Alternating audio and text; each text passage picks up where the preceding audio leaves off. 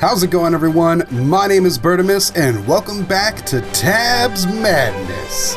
Today we are taking on the secret faction. Well, the first half of it. It's actually such a big faction, we've had to split it into two separate parts. Now, who's going to take the top dog spot for the first half? Alright, we've got our first set of matchups for the first half of the secret units.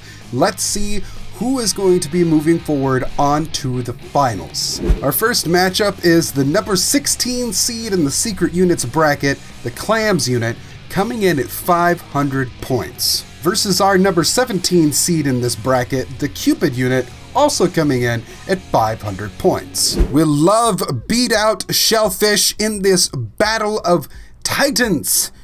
The Clams unit versus Cupid. Cupid going to be able to use those arrows to potentially stop the Clams units. Can the Clams units even jump high enough to try and even get a stab at Cupid? I think Cupid's height and maneuverability in this instant is going to wind up winning him this match because the Clams unit is infatuated and Cupid just keeps firing.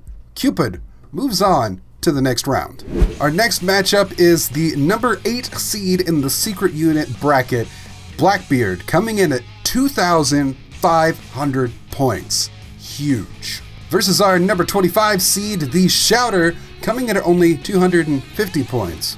Kind of missing a zero there, buddy. Will the Skyrim-based Shouter unit be able to blast his way past Blackbeard and his dueling fists of anchors, or will he be taken down to the bottom of the ocean? He gets blasted off of the map.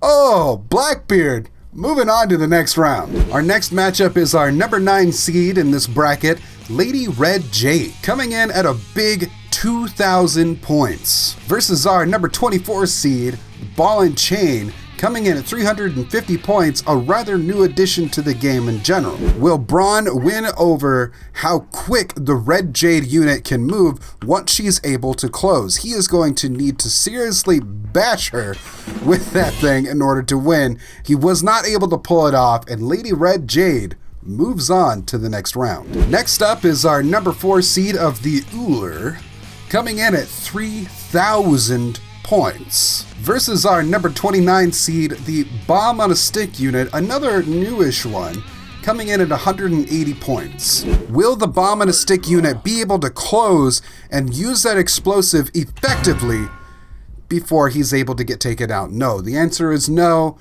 The ranged attacks from the Euler are too strong, and he moves on to the next round. Our next matchup starts us off with the number 13 seed, the Wheelbarrow Dragon, coming in at 1,400 points, versus our number 20 seed, the Raptor Rider, coming in at 480 points. Who will be able to close fast enough and do enough damage? The fire from the dragon already going to work.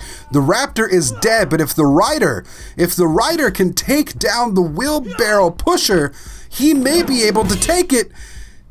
But surprisingly, the Wheelbarrow Pusher reaches behind him, sweeps the leg, and takes the victory.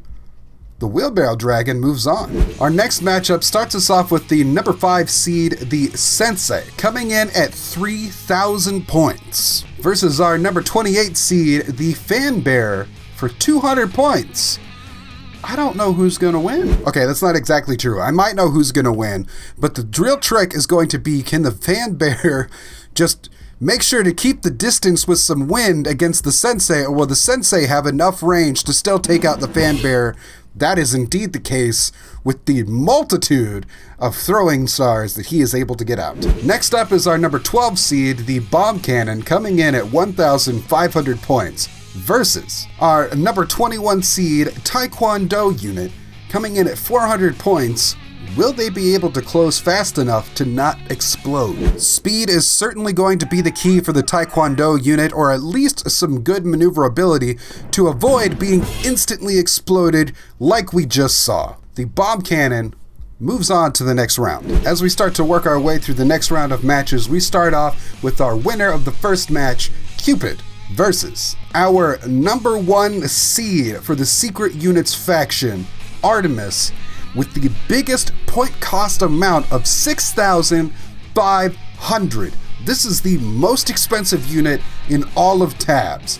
Will she reign supreme when it comes to 1v1 matches? Now obviously these are both ranged units, but Artemis does have something going for her in the fact that she can fire a lot quicker than this Cupid unit can.